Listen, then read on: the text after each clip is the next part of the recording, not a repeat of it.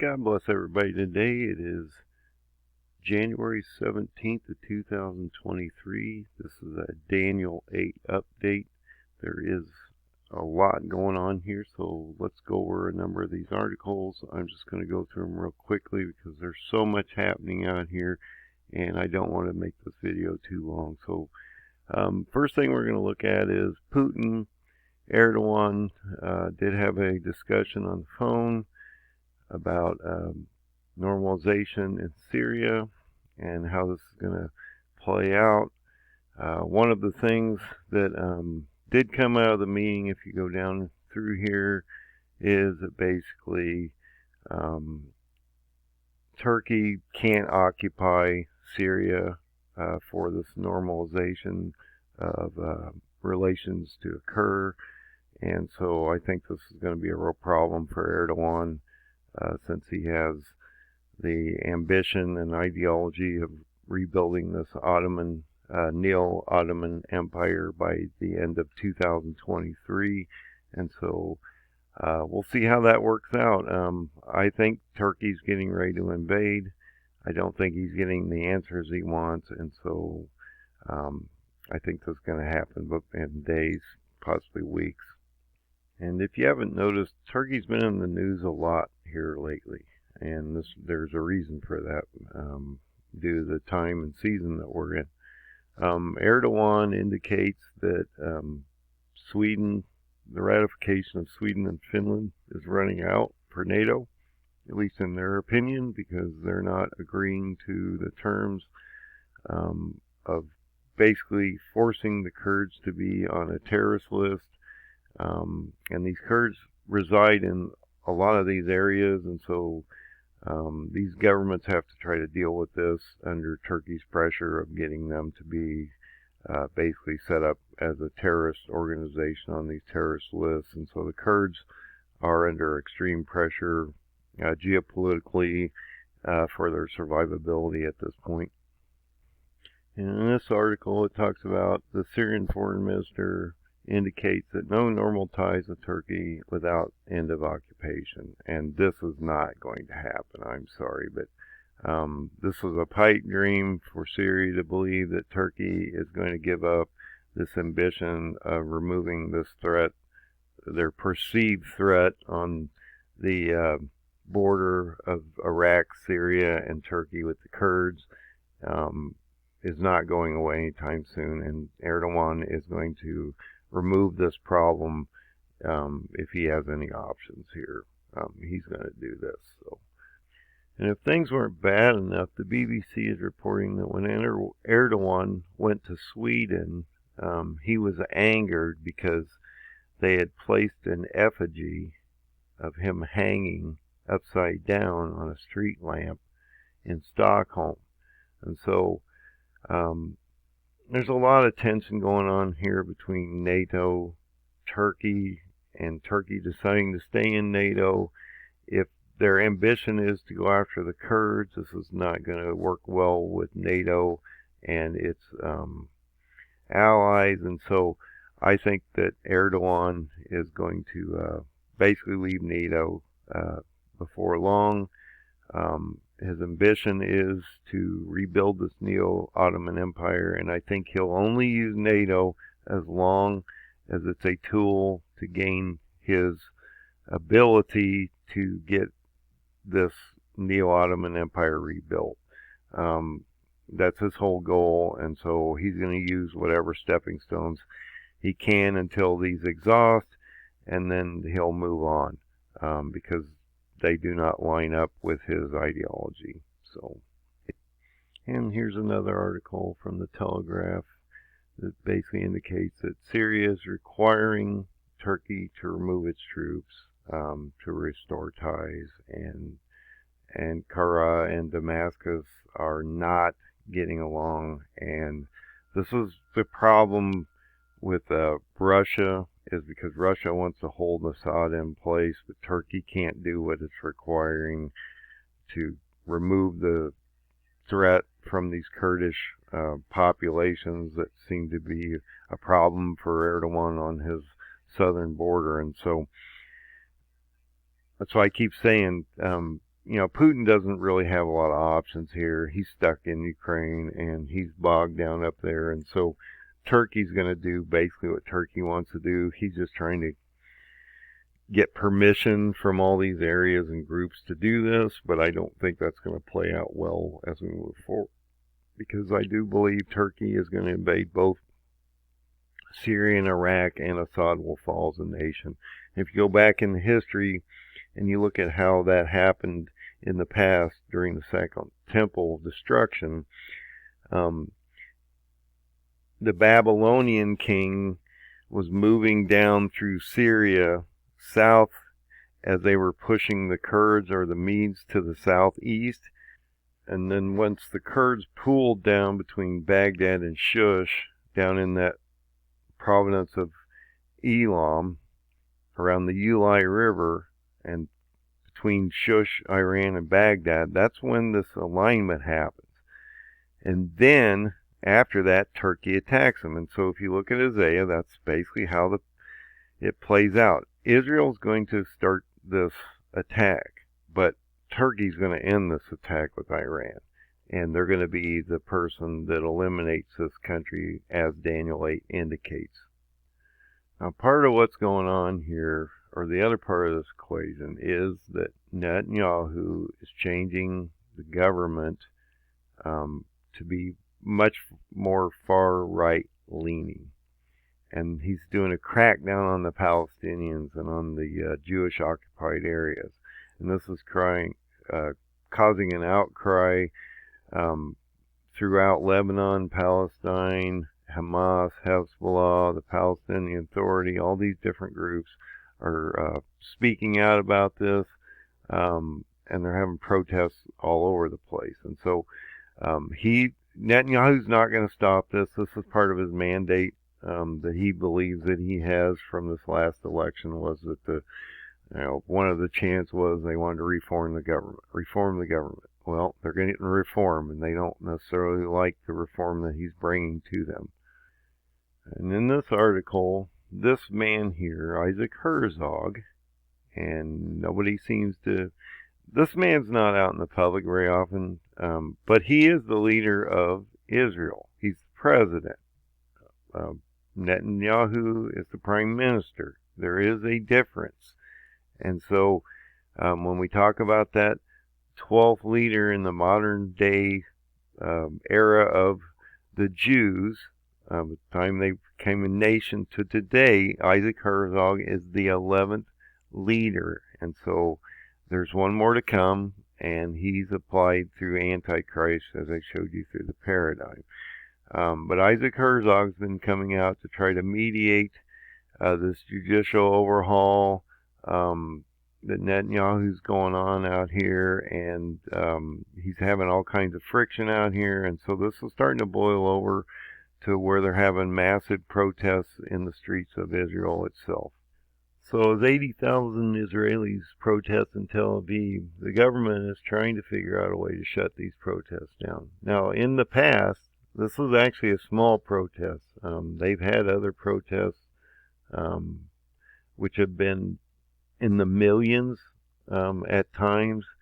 And so this is what they're concerned about, is that this will boil over to a larger event, and that the streets will basically fill up with millions of people out here protesting. And they're calling Netanyahu basically that he resembles a Nazi Germany type regime on the far left. And so this is going to start to heat up, and there's a lot of things going on out here all at the same time. Even the ex-president, Reuven Rivlin, has come out and decried the takeover of the judiciary.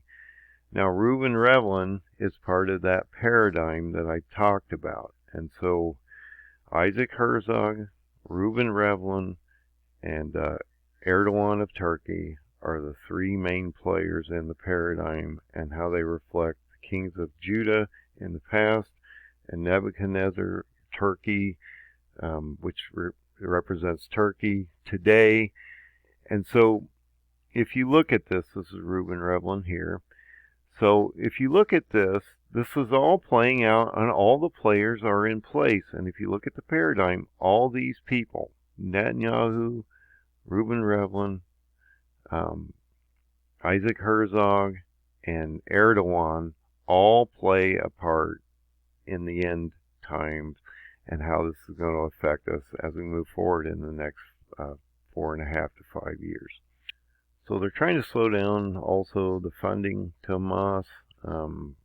Why these groups are funding Hamas and Hezbollah and these groups, I don't quite get. But anyway, they're trying to slow down the funding and sanction Hamas at the same time. And so this is putting a lot of pressure on Lebanon and Palestine, Hezbollah, Hamas, and the Palestinian Authority, as Hamas will be the group that I believe initiates the original launch, and this is then going to be everybody's going to come into the picture once it starts, because they know that they can't stop it after that. So, and Hamas is calling for condemnation of Israel and their occupation and how they've basically killed a number of Palestinians here in the last few days, possibly even up to 6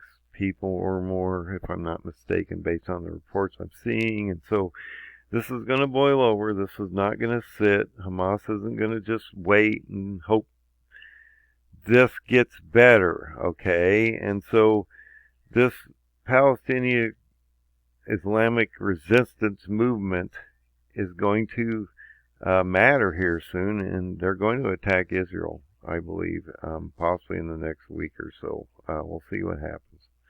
And in this article, you can see that they're all getting together to try to figure out how to deal with this. The Iranian's foreign minister meets Hezbollah, Palestinian Islamic Jihad chiefs in Lebanon, Hamas. And so, look, this is going to boil over. This is not going to go away, and it's going to rear its ugly head real soon. I think even Iran is a little concerned at this point because they're having secret visits to Israel to meet with Netanyahu's officials, because they know this is putting a lot of pressure on Netanyahu's government, and they're trying to quell this down so they can continue their nuclear program, so they can build that bomb to destroy Israel over time. And so,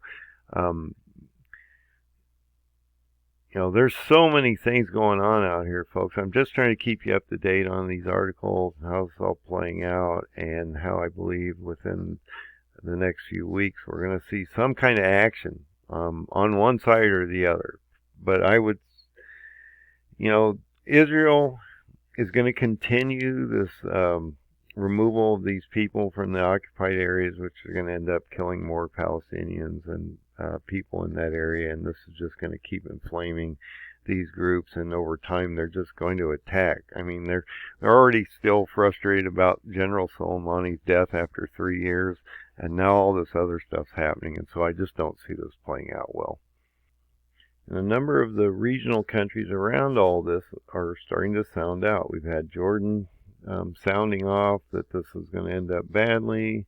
You're having the Iraqi government indicating they want U.S. troops present in the country to try to offset this potential nightmare coming up. And so there's a lot of countries out here that are sounding off, letting people know that there's a lot of stress going on in the area, and this is going to break down fairly quickly. Even Qatar is warning the Prime Minister, or Netanyahu, that there's this nuclear threat of this revival that the United States wants to deal with, and I believe that this is finally about dead at this point. I don't think we're going to get this nuclear deal revived, and so, this is going to force Iran to speed up their nuclear process to try to build this bomb to remove this ideology threat called Israel over time. And so the minute Iran can strap this nuclear bomb to a missile and launch it towards Israel, this is the red line that will change the game. So, but all these countries are coming out. You got Jordan, Iraq, Qatar, all these groups are coming out indicating that there's a lot of tension out here. And I do believe the relationship between Iran and Syria is starting to break down, because Iran is restricting supply of cheap oil to Syria, doubles the price for crude, and so I believe that Syria is going to get left out hanging here, just about like the Kurds are here in the near future. So we'll see how that works out. Another reason I believe that Erdogan will attack is that Iran is going to get Russian fighter jets in March, and so I believe he'll attack prior to this, and that falls within that January-February time frame that I've been talking about, and how they're not going to allow them to get these Su-35 fighter jets, and this would then cause more problem for Turkey as they move forward, because they would have then more potential for air superiority, and Turkey's not going to allow that to happen. And while this has been happening, everything going on in the background, Iran has been supplying weaponry to the Houthis, and this is also causing outpouring of protests throughout the country. And so there's this whole region is inflaming and going to ignite, and it just takes one thing to break this, and it's just going to get ugly after that point. So Erdogan wants to move forward with this, and so he and Putin have just now had a meeting in the last, well, today it looks like. Yet they were having a meeting yesterday. They're having it today. They're going to discuss this problem. Erdogan's going to look at him and go, hey, dude, you're not over here anymore. I'm going to control this area, and you're stuck in Ukraine. There's not a thing you can do about it, and so good luck keeping Assad in power. I just don't think this is going to work out well for Putin on this front. And the West now, or UK, which is part of the West, and the West is going to lean this way further and further, is getting ready to designate a Revolutionary Guard, Iran's Revolutionary Guard, as a terrorist organization, and this is going to cause all kinds of problems for Iran. This was one of the things that Iran wanted in this nuclear deal, was to take the Iranian Revolutionary Guard off of the terrorist list. We're having this major outcry now that this Iranian British man has been executed through Tehran, and so this is just another inflammation on the situation, and this is going to boil over fairly quickly. And so as we move forward in the next week, because the 24th is about a week from today, we'll see how all this moves forward.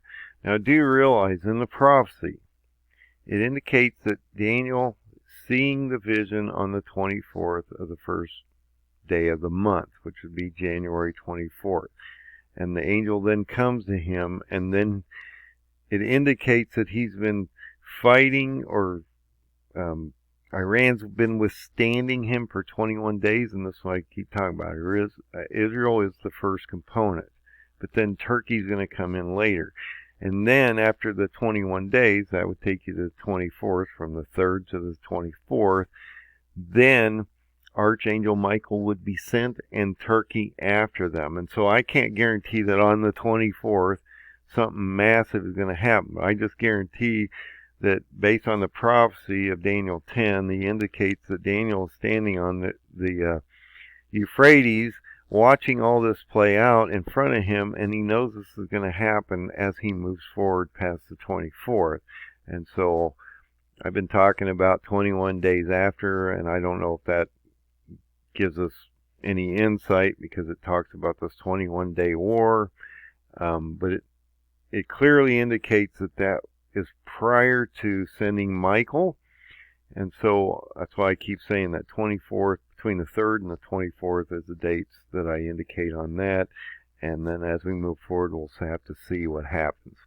So as we see Hamas preparing for a military confrontation with Israel in 23, based on Lebanese newspapers, and another article, now that I think about it, that just came out that I think is extremely important. In the last article, it doesn't get any more interesting than this. This shows that Hamas released a video that appears to show Israel missing since 2014. That they just wiped it off the map, and so Hamas is not going to hold off much longer, and so when they're releasing propaganda videos which show that basically Israel no longer exists, and this isn't going to end well, I don't think. But God bless everybody. Keep an eye on this. We'll see what happens in the next month or so as this moves forward. I'm concerned that we are going to see an attack from Hamas or one of the proxies of Iran, and then we will see a retaliation from Israel. And this is going to be a game changer if this happens. And, the prophecies are written in stone.